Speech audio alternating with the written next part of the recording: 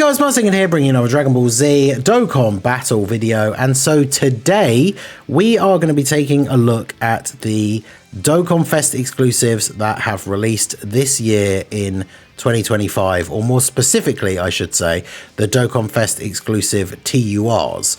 Obviously, as we've gotten into these bigger celebrations, there are more and more LRs than ever before coming out, and it seems like with some of the slots being filled like earlier in the year after the GDC was coming to a close, and we got the special EX part with the release of the LR, Gohan, Goten and Trunks reversible exchange.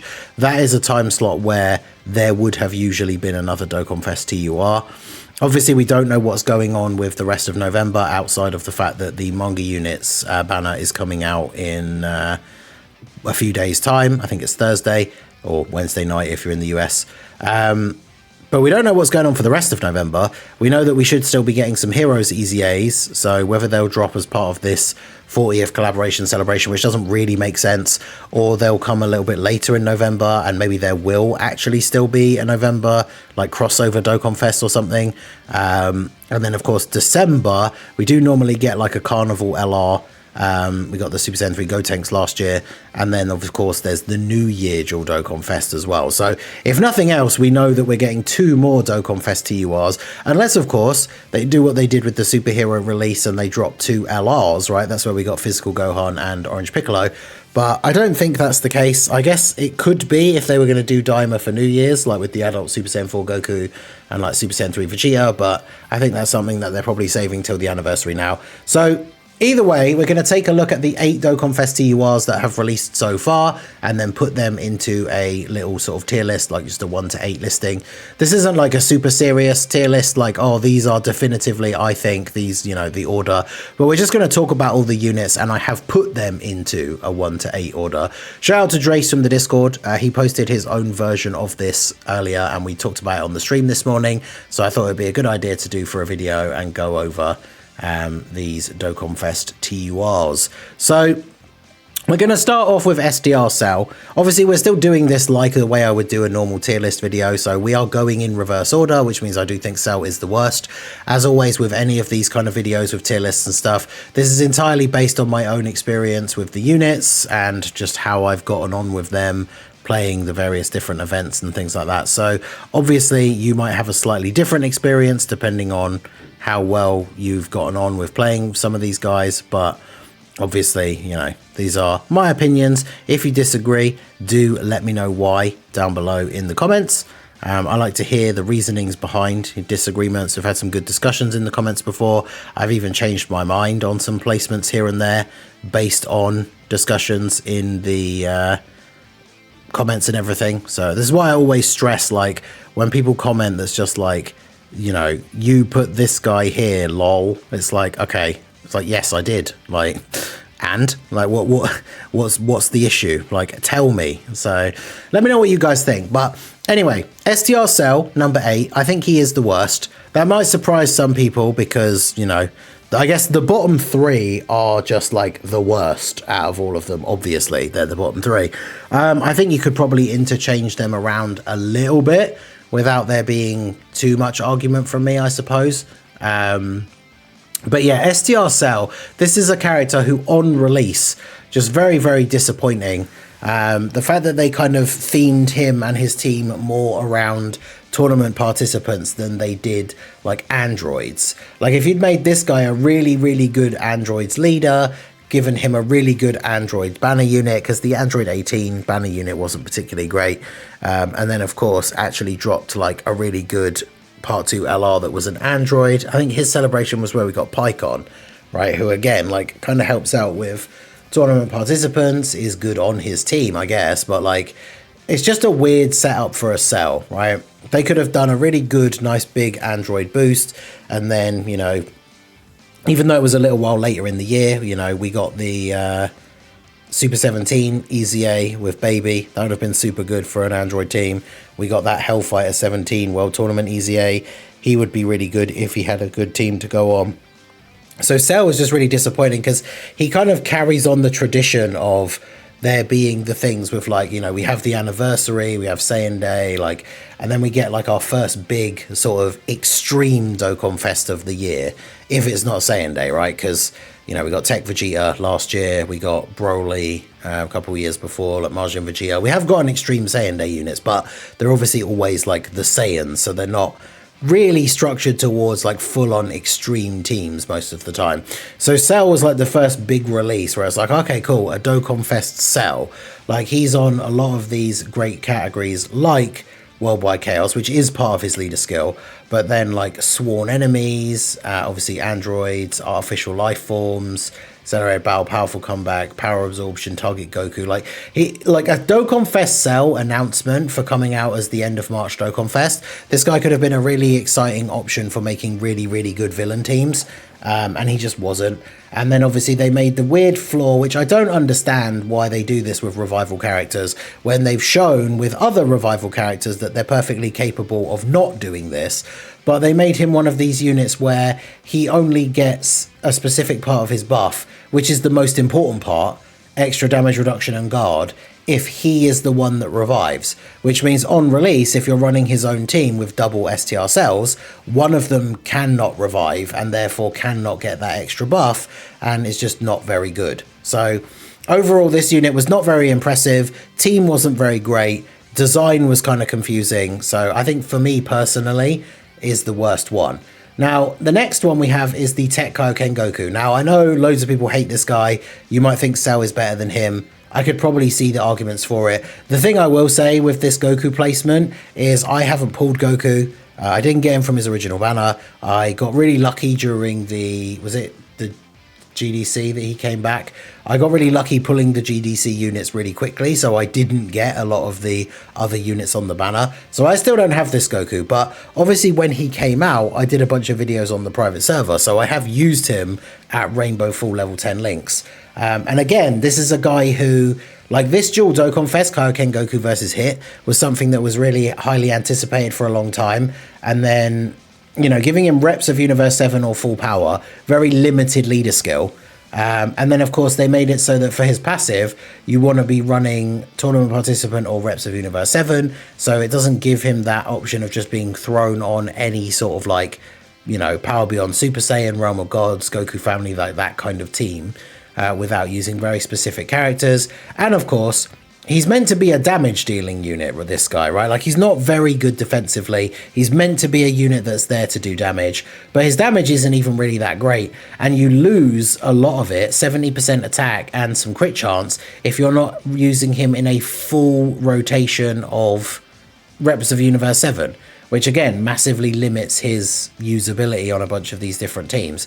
I think I don't mind very much the design. I think his standby thing is kind of cool, where it's like he gets to basically automatically dodge all of the attacks in slot 1 to get off like one big attack, and then he just kind of insta dies, but then does like a counter attack which does some extra damage, and then you obviously get a revival.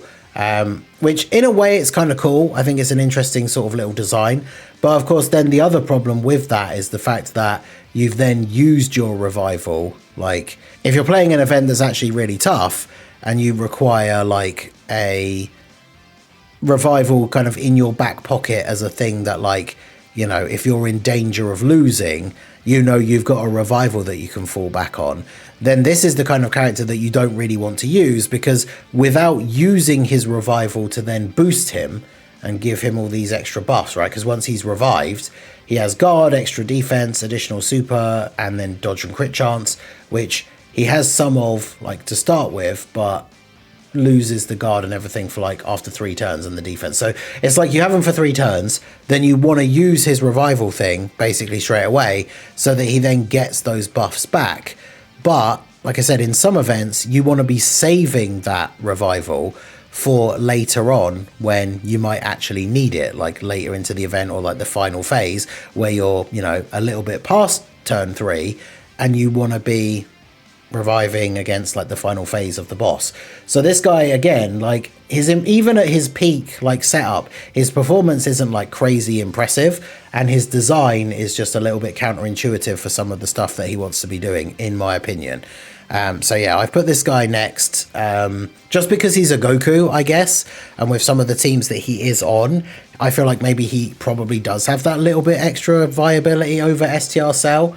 But let me know what you guys think. And then at number 6, we have Daimo Vegeta. Now, I know a lot of people really didn't like Daimo Vegeta on release. I think maybe he was a little bit overhated on release, even though, you know, looking at him, like he definitely wasn't as good as he could have been.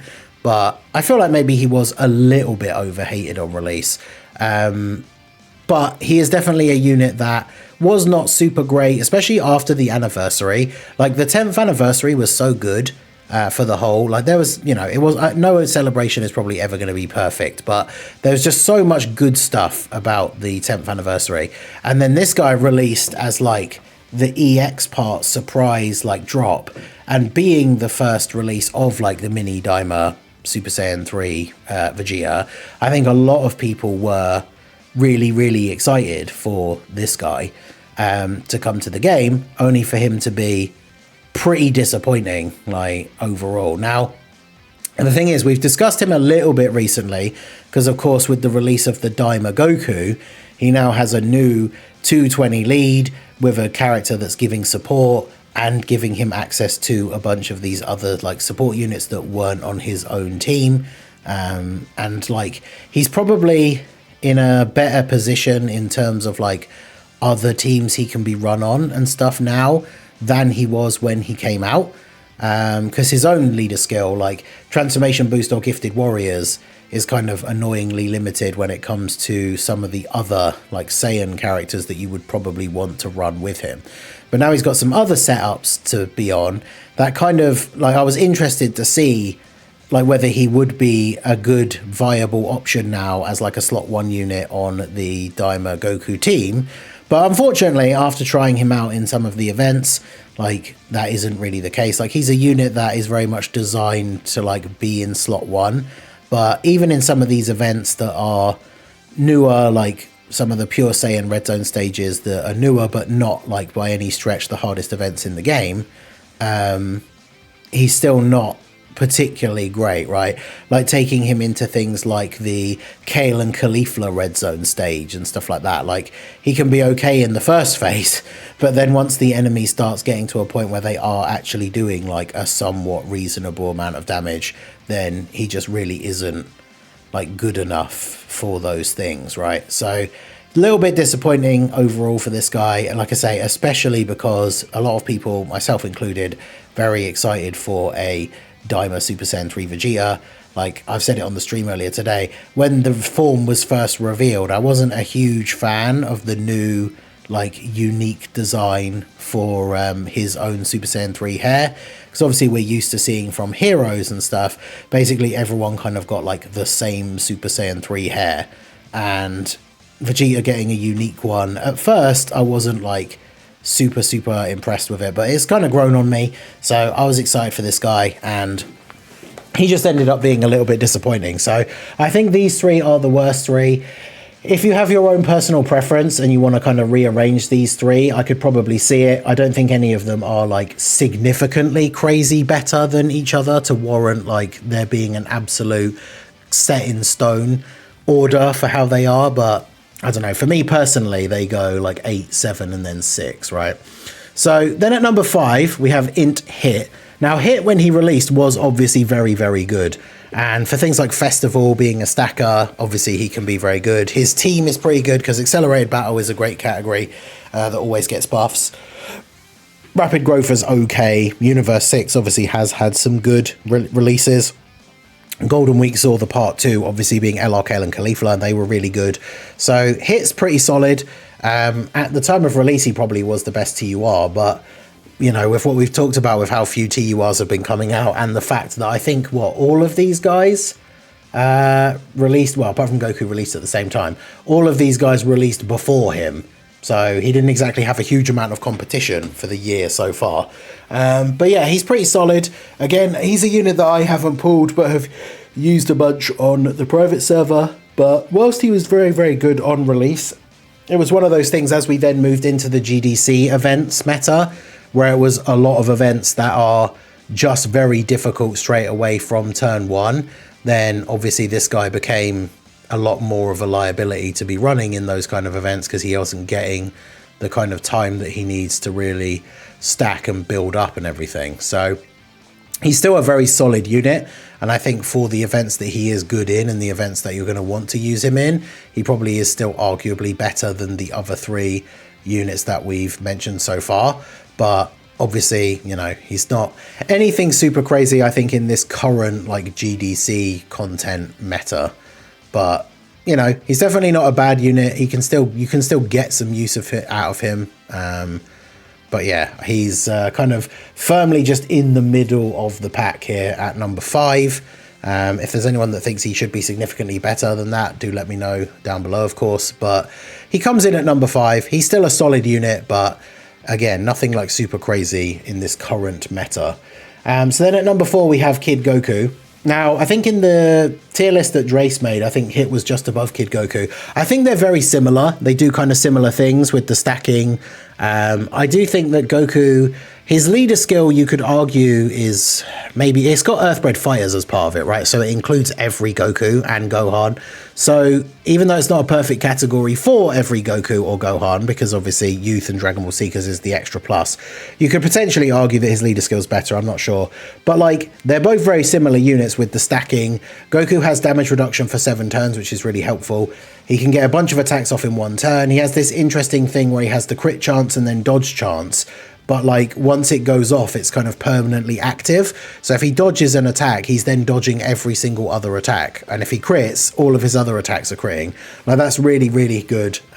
This guy can build up to some pretty crazy numbers. And then similarly to what we were talking about earlier with like putting Goku, Tech Kaioken Goku over STR Cell, I think the reason why I would put this guy over Hit is because this guy is a Goku, right? So like he's on Daimo Goku's 220% lead. He's a Goku. He's on a ton of other teams and a lot of better setups than Hit. Now, his links are an issue because he's not an adult Goku. He doesn't have like prepared for battle and stuff like that. But his own active skill, which you can basically use straight away, gives him a stat buff and 3 ki, which kind of mitigates the key issues a little bit for him. He has a unit super with Bulma, which isn't super relevant outside of like his own team really. But yeah, I think overall he's pretty good. He's returned for the first time now with the release of the Daimo Goku banner. I did get a dupe for him for the first time, but like he's decent. Again, like Hit, I feel like he's nothing super crazy, but in certain events in this current meta, he can still be pretty good. And so, as I say, my argument for him being over Hit is pretty much just the versatility of the fact that he is a Goku, right? So then we move into the top 3, and I think this one is a very interesting one. So I've got Baby at number 3.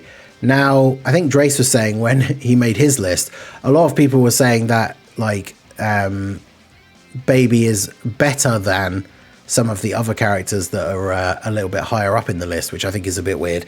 Baby is one of these weird units where, like, Super Baby 1 is just nothing. He's just a nothing unit. Like, he has a 70% chance to dodge. For the 1 turn, it's actually 80%. And then ideally on the right team setup, he just transforms on the next turn. So he doesn't really do anything. Like, he doesn't do a lot of damage as Super Baby 1. Then hopefully he just dodges the attacks because his defense isn't super good. And then he transforms into Super Baby 2. Super Baby 2 is obviously a decent amount better. He has guard, which is nice, 70% chance to dodge.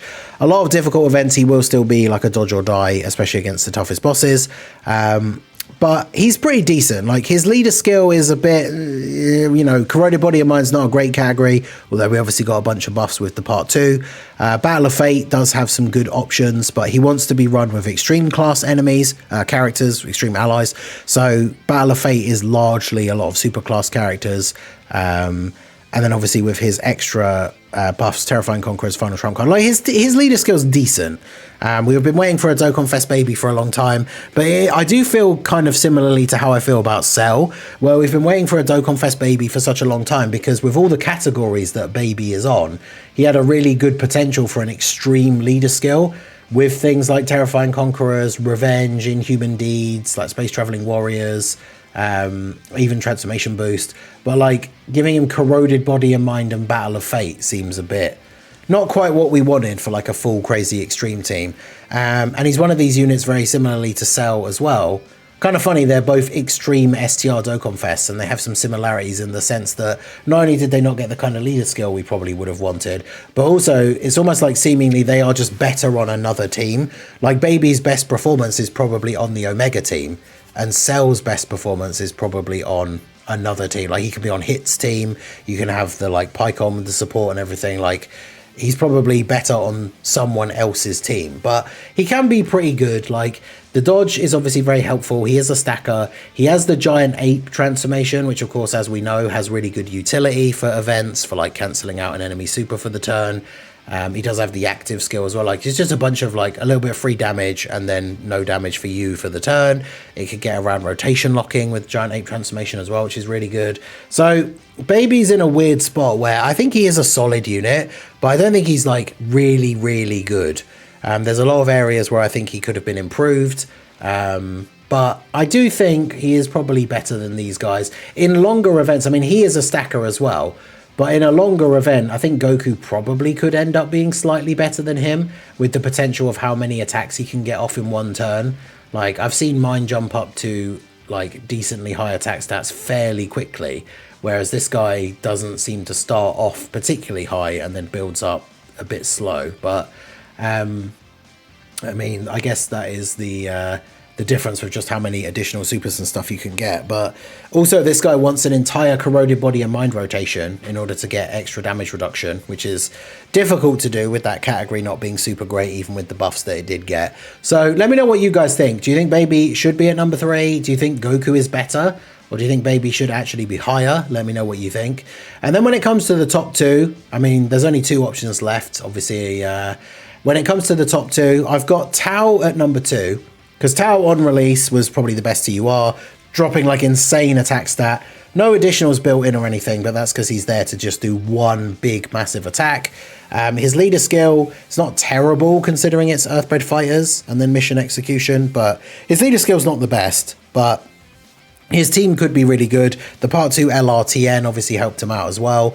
He's just a very, very solid unit. Got decent defense, can do really big damage, can counter unarmed super attacks, which obviously some of the difficult events in the meta do have as their boss super attack types. So Tao is just really good. It's just unfortunately for him, he's one of those characters that not a lot of people were super hype about. And he was a filler Dokkan Fest right before the GDC. So not only was his celebration not anything super crazy, then it was obviously very quiet until the GDC kicked off. So there's all these memes now about like Tao killing the game, when like realistically, if the celebration was exactly the same and the unit was exactly the same, but just copy and paste, like, you know, it being like a different character instead of Tao, the celebration would have still been basically the same. Some people would have been a bit more hype, sure, although obviously DB Saga fans pretty happy with the Tao choice for the most part.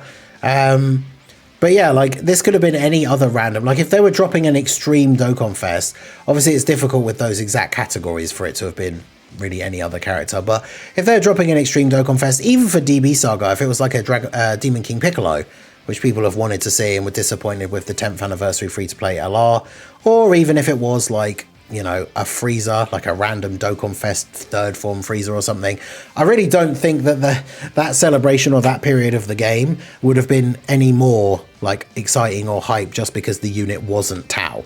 Like for me personally, I don't care about Tao as a character choice, but the unit is very, very good.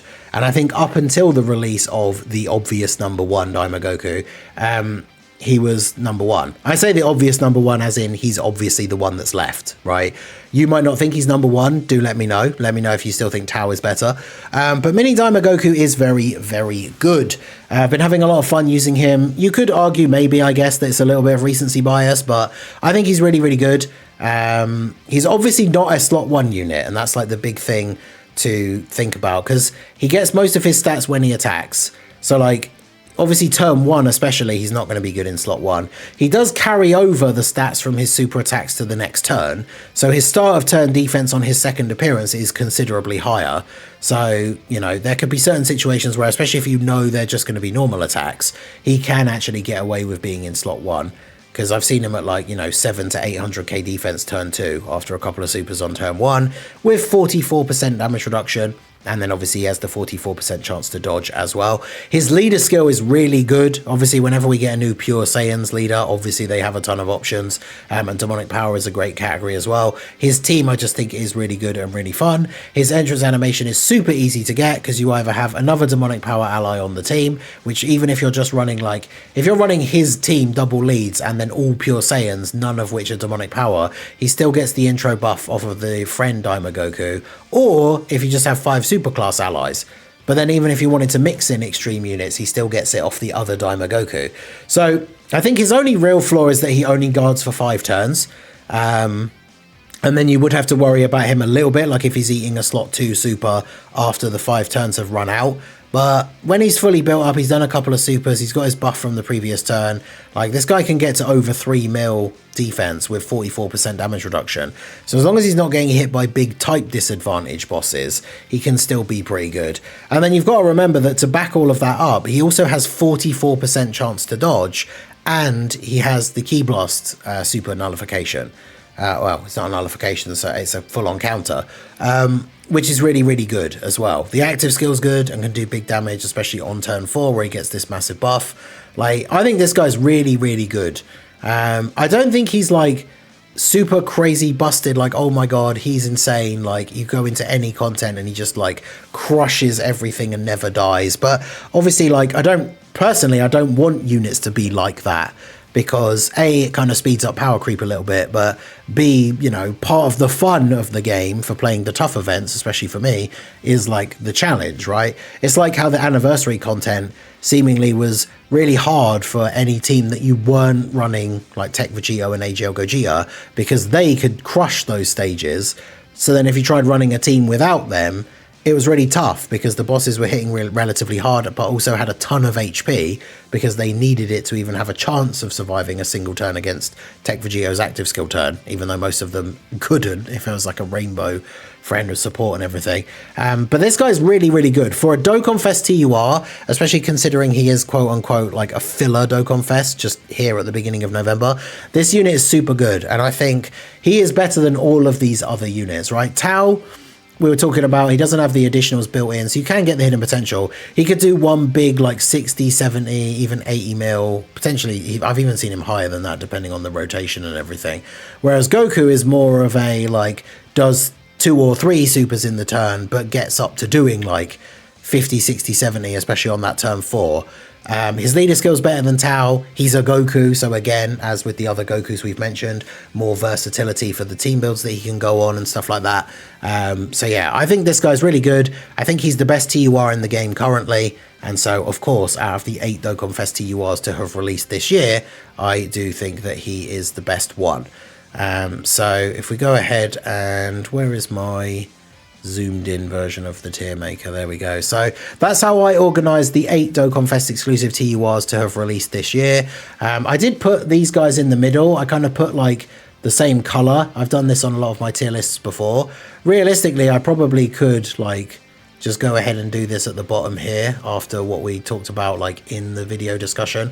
Like the bottom 3, you could probably argue in like any order. Although I do honestly think, like for me personally, I do think that Daimo Vegeta is definitely better than Cell. Would I put him in the same color as Tech Kaioken Goku? Oh, I personally don't think I would. So yeah, I think maybe we'd change the colors like that. So if you wanted to switch around, oh, I've moved him below. Great, doing this on the fly now, it's all going horribly wrong. There we go. So those two in the same tier. I think Daimo Vegeta just is slightly better than those two.